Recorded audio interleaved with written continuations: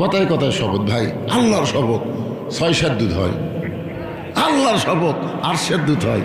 বিশ্বাস যদি না করেছে আমার মায়ের শপথ, বাপের শপথ, আল্লাহর শপথ।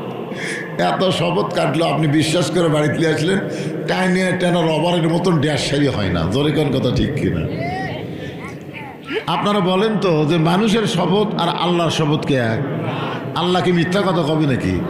এখানে আল্লাহ শপথ করার পেছনে কারণ হলো গুরুত্বপূর্ণ কথা আল্লাহ বলবে। দেখেন শপথের সাইজ, অতীন অজাইতুন অতুরি সিনিন ওয়াহাজাল বালাদিল আমিন। এরপরে আল্লাহ বললেন লাকাদ খালাকনাল ইনসানা ফি আহসানি তাকবীর।